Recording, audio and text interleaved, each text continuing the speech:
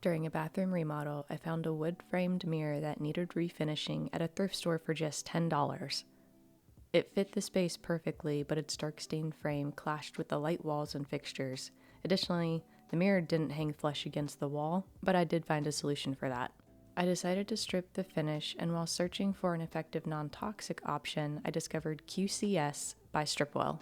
The results I saw from YouTube videos were promising, and I liked that because the solution was almost clear, the wood underneath was visible. I used QCS to refinish the mirror, and I'm really happy with the results.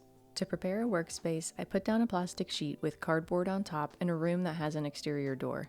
I had a bottle of QCS, 000 grade steel wool, a putty knife, a cup, small cotton towels, and disposable gloves. I removed the screws in the backing board and the mirror from the frame. I didn't expect to see tape and command strips on the back of the mirror, but realized that someone had done this to try to fix an issue. The issue was that the mirror didn't hang flush against the wall because the backing board didn't lay flat.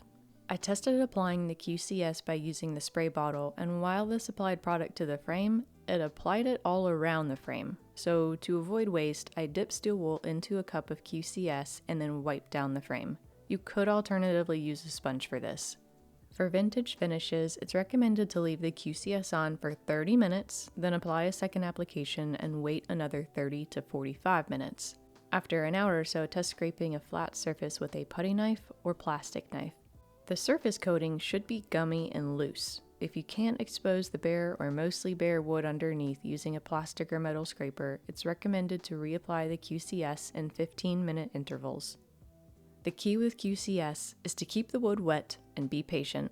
You want to allow enough time for the QCS to do the hard work for you. I kept the frame wet with QCS for 1 hour before attempting to remove the finish. I started by rubbing the surface with a 000 grade steel wool pad, and noticed I was able to lift some of the stain, but not a lot. I spent the next hour and a half scrubbing the frame with steel wool dipped in QCS and completely gunked up 2 wool pads in the process. I recommend removing the finish using a putty knife. I did this on one side of the frame and removed the finish in a matter of minutes.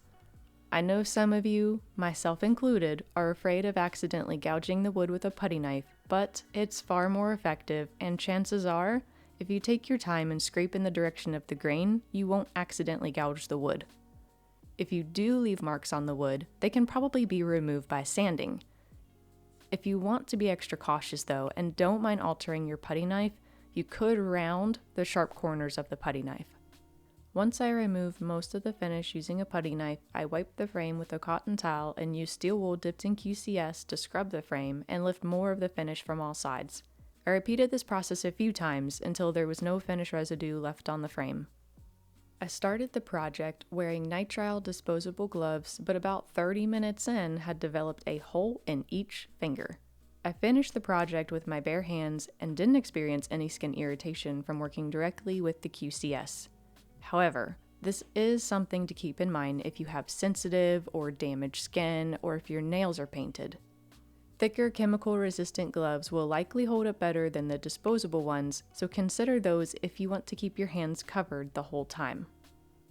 One thing I overlooked was the hardware on the back, and I didn't remove those pieces until later, so don't forget to remove any hardware first like I did. I had trouble fully removing the finish in the crevices where the 2 sides of the frame met. I removed a majority of it by pulling away a small piece of steel wool and using that to fit into the grooves. I tried using a toothbrush, but it didn't work any better. A wire brush with soft brass bristles would have probably been more effective, but I didn't have one on hand. To clean the surface, it's recommended to use clean QCS or water and then use a rag or towel to dry the piece. I decided to clean the frame with clean QCS and wiped the frame down with a cotton towel. I let the frame dry overnight, and the next morning I found the frame completely dry and looking great. I can't tell, but would love to know what type of wood the frame is made from, so if you happen to know by looking at the grain, please let me know in a comment. At this point, the piece was ready to be sanded, but because the frame was already so smooth, I spent very little time sanding with a fine grit sandpaper. I loved the natural look of the wood, so decided to apply a clear top coat. I already had some leftover Ecos Paints wood conditioner and interior satin clear varnish, which is also non-toxic and zero VOC. I applied the conditioner first and then 2 coats of the clear varnish with a foam brush. After letting the top coat dry for the recommended amount of time, I reassembled the mirror. For me, this was 4 days after fully stripping the mirror and letting it dry. As I mentioned earlier, the mirror didn't hang flush against the wall, and I found this was due to the backing board being bowed. Since it bowed out, this caused a corner of the frame to protrude more than the others. As a test, I flipped the backing board over and screwed it into place, thinking that if I put the convex side towards the mirror, this would leave space in the center and allow the mirror to hang flush. Luckily, this simple change corrected the issue. Overall, I was really pleased with how the mirror turned out. The QCS worked really well, was easy to work with, and truly required little effort when following the principle of spray and walk away.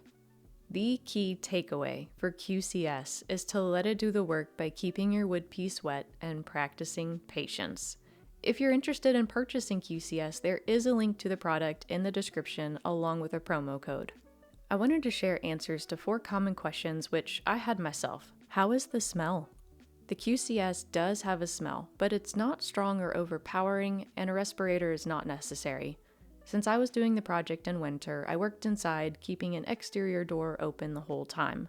I'd recommend doing this project outside though if you're able to, so you don't have to worry about overspray and adequate ventilation is not a concern. How should I clean the wood after using QCS?